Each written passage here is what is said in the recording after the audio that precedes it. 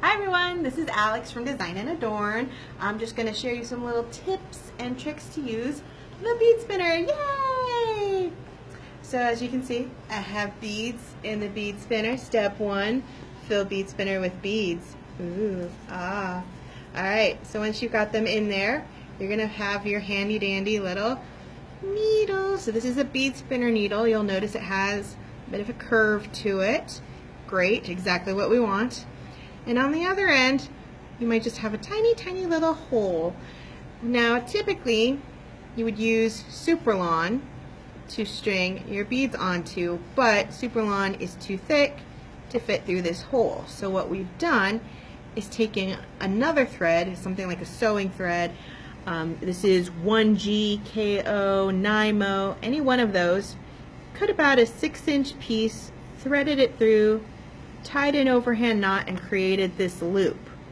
This little loop is what we're going to thread our Superlon through. So got my Superlon and thread it through the loop, and I give myself a fairly long tail so that way it doesn't slide out as I start to spin the beads on. So I'm right-handed, so I'm going to hold the needle with my right hand and I'm going to spin with my left. The way this is going to work is that I'm going to spin I'm going to spin clockwise, and my needle is going to set close to me so it's going to catch it on the edge. So basically, I'm going to try to tilt this way a bit too so you can kind of see. Can you see it? Mm-hmm. Basically, I've got my right hand holding the needle and it's just skimming the surface of the beads, and I'm going to start spinning, and it's just touching the surface and the beads are just flying up. And when I've got what I want, I pause and I turn the needle so that way it's now pointing up, and I'm going to quickly slide everybody on. It's going to slide over those little threads and then onto my Superlon.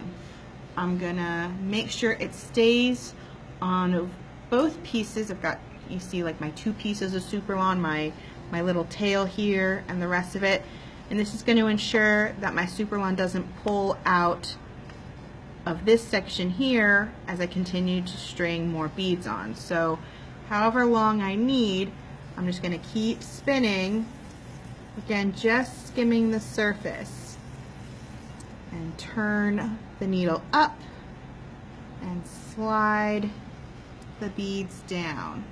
So the more beads you have in your bead spinner, the easier it is. But as the beads start to go down, start spinning faster and faster.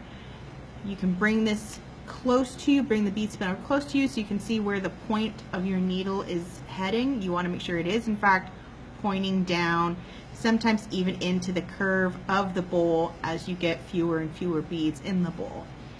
So you just want to hang onto your needle, so have a good grip on it, don't be afraid, so that way it doesn't spin, because otherwise it will twist and turn and you won't be able to catch anything. So those are kind of some of the tips and tricks for using a bead spinner. You just keep going until you've reached the correct amount that you want. Slide them down, and once you've got the desired length there, just slide everything off. You can just remove your needle and then you're ready to go. So that's how you use a bead spinner. Hope that helps. Bye-bye.